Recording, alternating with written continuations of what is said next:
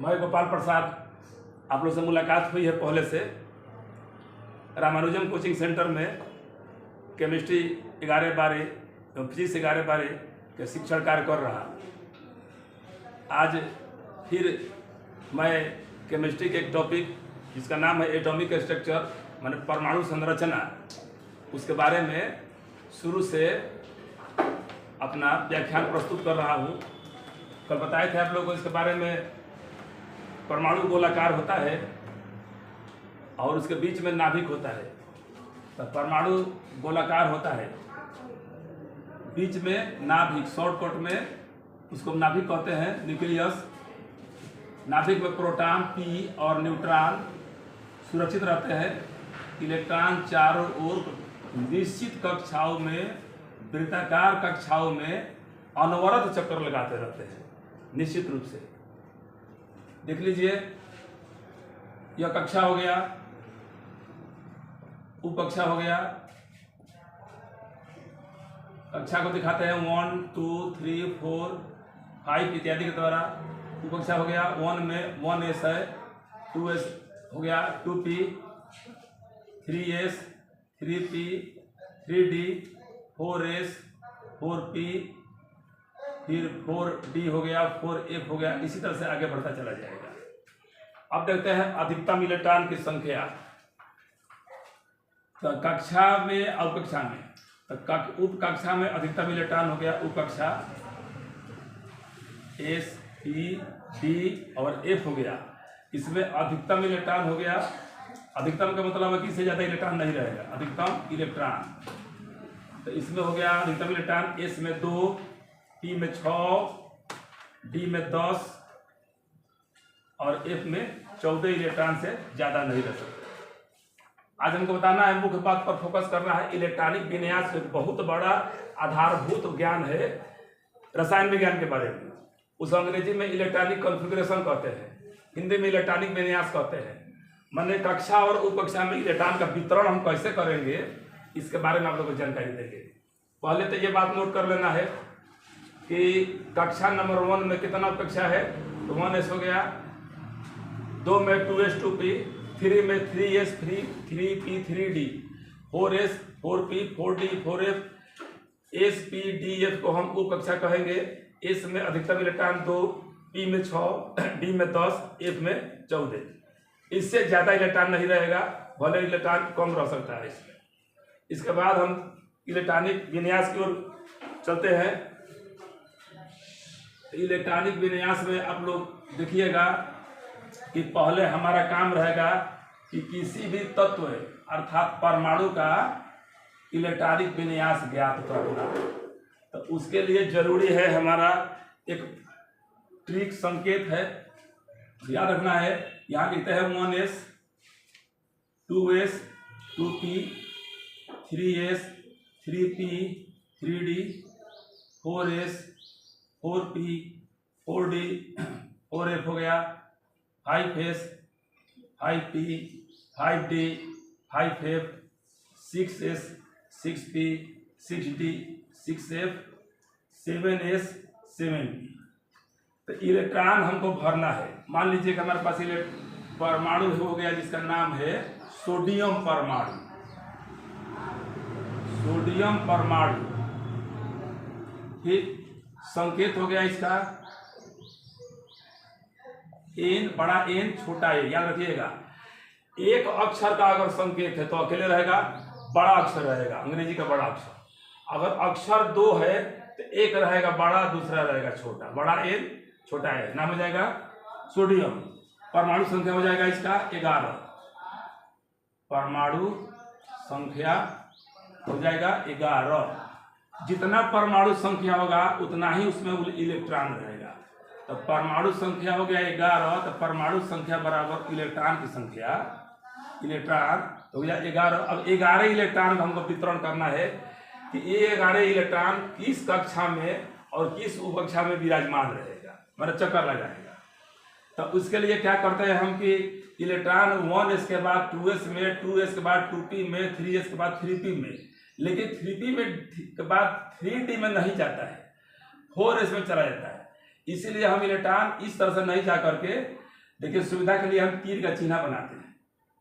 यहाँ पर तीर का चिन्ह बना दिए, याद रखिएगा। आप लोग बना लीजिएगा। जब इलेक्ट्रॉन वितरण दिखाना होगा, इलेक्ट्रॉनिक कॉन्फ़िगरेशन, तो आप लोग तीर का चिन्ह बनाइएगा तो ज़्यादा सहूलियत रहेगा।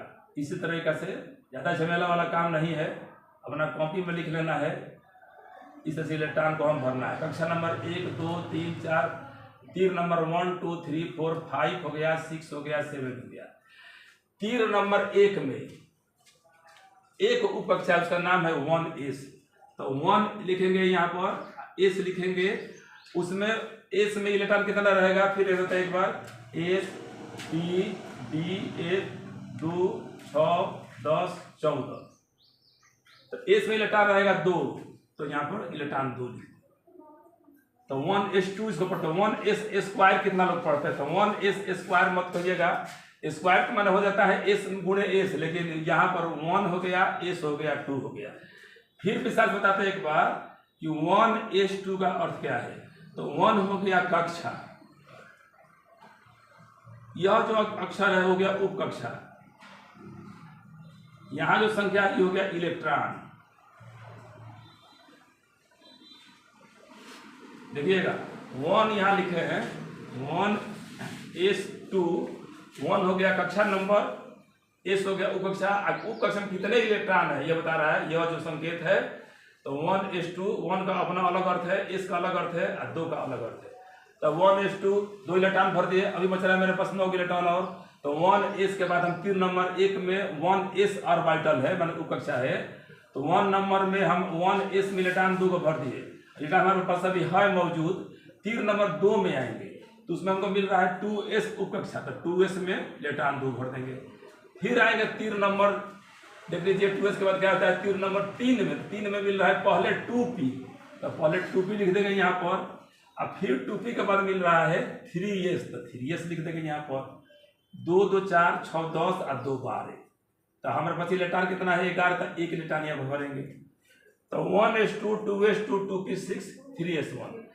इस तरीका से हम क्या करेंगे कि परमाणु संख्या 1 से स्टार्ट करेंगे, उसके बाद जितना याद हो, जितना हमारा पास संभव का लगभग 56-57 तक इलेक्ट्रॉनिक विन्यास याद कर लेना या समझ लेना जरूरी है।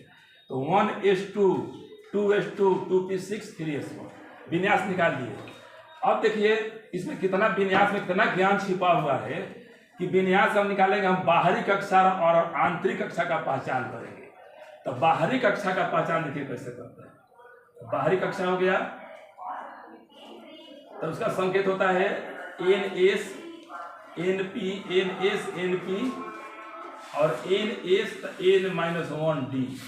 इसका मतलब है कि बाहरी कक्षा में अगर s ऑर्बिटल है तो अकेले रहेगा, लेकिन अगर p ऑर्बिटल तो p ऑर्बिटल अकेले नहीं रहता, उसके साथ s भी विराजमान रहता है। और d अगर हो तो d भी अकेले नहीं रहता है, उसके साथ s विराजमान है, लेकिन s की जो कक्षा संख्या है वह d से 1 कम होता है। हम जब विन्यास निकालेंगे तो ये बात ज्यादा स्पष्ट हो जाएगा। तब देखिए यहाँ पर बाहरी कक्षा कैसे पहचान करेंगे, तो देखिए कक्षा पहचानेंगे। 1 नंबर हो गया कक्षा, 2 नंबर हो गया, फिर 2 नंबर हो गया, 3 नंबर। तो हाईएस्ट माने उच्चतम कक्षा कितना है 3, तो यही 3s पर हम अंडरलाइन कर देंगे, यहाँ भी अंडरलाइन करेंगे। इसको कहेंगे बाहरी कक्षा। बाहरी कक्षा हालांकि कठिन बात है, 1-2 बार समझाने से होगा नहीं, हम कई बार समझाएंगे। आज चलिए पहली बार है बाहरी कक्षा को अंग्रेजी में कहते हैं outer most orbital. Outer most orbital कहते हैं बाहरी कक्षा। इसको कहते हैं inner orbital, INNER inner orbital माने आंतरिक कक्षा। ये हो गया आंतरिक कक्षा, हो गया बाहरी कक्षा और आंतरिक कक्षा। यहाँ याद कर लेना है बाहरी कक्षा और आंतरिक कक्षा, पहले इतना पहचान लेंगे, उसके बाद और भी बातें बहुत है। इसके बाद हम आप लोग बताएंगे वैलेंसी क्या है, आवर्त सारणी क्या है। आवर्त सारणी परमाणु संरचना बताए थे कि केमिस्ट्री का ज्ञान प्राप्त करने के लिए 3 गो टूल्स बहुत जरूरी है, उसके बारे में व्यापक ज्ञान प्राप्त करना। पहला हो गया एटॉमिक स्ट्रक्चर परमाणु संरचना, दूसरा हो गया आवर्त सारणी और तीसरा हो गया रासायनिक बंधन केमिकल बॉन्डिंग। तो जब तक हम परमाणु संरचना को विस्तार से अध्ययन नहीं कर लेंगे तो न हमको आवर्त सारणी समझ में आएगा नहीं। आवर्त सारणी नहीं समझेंगे तो केमिकल बॉन्डिंग समझ में नहीं आएगा। और तीनों बात अगर समझ लेंगे तो 11 और 12 का केमिस्ट्री कुछ नहीं है, बिल्कुल आप समझ जाइएगा, 3 महीना में सब समझ में आ जाने वाला है। तो पहले समझ लीजिए परमाणु संख्या के बारे में शुरू किए हैं, तब विन्यास निकाल देंगे। अब चलते हैं, मान लीजिए कि हम 17 का चलते हैं, परमाणु संख्या 17। तो परमाणु संख्या 17 का इसी तरह से विन्यास निकालेंगे। 17 किस चीज का है? यह क्लोरीन का है। यह परमाणु संख्या किसका है? तो क्लोरीन परमाणु का परमाणु संख्या है। 1 से लेकर के 30 तक परमाणु, उसका संकेत, उसकी परमाणु संख्या याद कर लेना है। और 30 के बाद कुछ 20 वो फेमस तत्व है, मैंने टोटल 50 को परमाणु संख्या, उसका संकेत नाम याद करना आवश्यक है, उतना आप लोग कीजिए। क्लोरीन 17 इसका परमाणु संख्या, तो इलेक्ट्रॉन हमारे पास कितना रहेगा? 17। और 17 को इलेक्ट्रॉन का बंटवारा करना है, कैसे कैसे हिस्सा लगाएंगे, इस कक्षा में इतना। तो हम लिखेंगे पहले 1s 1s2 2s2, देख लीजिए 1s2 2s2, उसके बाद कहाँ जाएगा इलेक्ट्रॉन? 1s2 2s2 के बाद कहाँ जाएगा? और 2p में जाएगा 2p2। अभी आप लोग बताइए 2p2 के बाद कहाँ जाएगा? 3s में जाएगा। हाँ 3s2 लिखेंगे, क्षमता याद रखेंगे। 1s2 2s2 2p6 लिखिएगा, भूल हो गया। 1s2 2s2 2p6, 2 2 4 6 10 2 12। और 3s का इलेक्ट्रॉन कहाँ जाएगा? 3p में। तो आप देख लीजिए, जोड़ लीजिएगा, इसका क्षमता तो 6 गो का है, इलेक्ट्रॉन हमारे पास 5 को और भरना है। तो 2 2 4 6 10 2 12 5 17, 5 इलेक्ट्रॉन यहाँ रहेगा। क्षमता से कितना है? 6 से इलेक्ट्रॉन ज्यादा नहीं होना चाहिए, कम रह सकता है। तो यहाँ तक विन्यास निकाल दिया हम, इलेक्ट्रॉन जोड़ लीजिए। 2 2 4 6 10 2 12 5 17। अब प्रयास करें कि सब बाहरी कक्षा का पहचान करना है। बाहरी कक्षा क्या है? बाहरी कक्षा में हमारा देखिएगा पी परसेंट है, पी का कक्षा। तो पी कहता है कि पी अकेले नहीं रहेगा, उसके साथ एस में विराजमान रहेगा साथ। पी अकेले बाहरी कक्षा में नहीं रह सकता है, तो क्या रहेगा? एस रहेगा। इसलिए कौन रहेगा? दोनों है, एन जो है माने कक्षा दोनों का समान रहेगा। ये नहीं कि अब 5 रहेगा या 4 रहेगा, 4 रहेगा 3 रहेगा, दोनों बराबर। तब बताइए कि बाहरी कक्षा इसमें क्या होगा? 3s2 और 3p5। 3s2 और 3p5। 11 क्लास का केमिस्ट्री निकालिए। और देखिए इसी से स्टार्ट किया है। हम देखते हैं कि 11 क्लास का केमिस्ट्री में स्टार्ट किया, लगभग 7 में जो पढ़े आप लोग पदार्थ के बारे में, द्रव्यमान क्या है, वेग क्या है, सदिश राशि क्या है, अदिश राशि क्या है, यही से स्टार्ट किया है। तो बाहरी कक्षा में इलेक्ट्रॉन देख लीजिए 3s2 और 3p5। ठीक, तो हम बाहरी कक्षा का पहचान कर लेंगे। बाहरी कक्षा किसे कहेंगे? आंतरिक कक्षा किसे कहेंगे? इसको कहेंगे बाहरी कक्षा। बाहरी कक्षा कहेंगे, आउटर मोस्ट ऑर्बिटल हिंदी में बाहरी कक्षा, अंग्रेजी में आउटर मोस्ट ऑर्बिटल। इसको कहेंगे आंतरिक कक्षा। जो बच गया उसको आंतरिक कक्षा कहेंगे, आंतरिक कक्षा। तो पहले इस तरह से हम 4-5 को एलिमेंट्स का बाहरी कक्षा और आंतरिक कक्षा की ज्ञान प्राप्त करेंगे। ठीक है ना? स्टॉप बाहरी कक्षा। अब देखिए इसके बाद हम निकालते हैं, आपको कैल्शियम निकालते हैं। तो कैल्शियम लिखते हैं। कैल्शियम एक तत्व है। कैल्शियम संकेत हो गया Ca, परमाणु संख्या हो गया कितना? 20। परमाणु संख्या 20 हो गया। बताएं आप लोग कि जितना परमाणु संख्या का उतना ही इलेक्ट्रॉन का, उतना ही प्रोटॉन भी होगा। तो परमाणु संख्या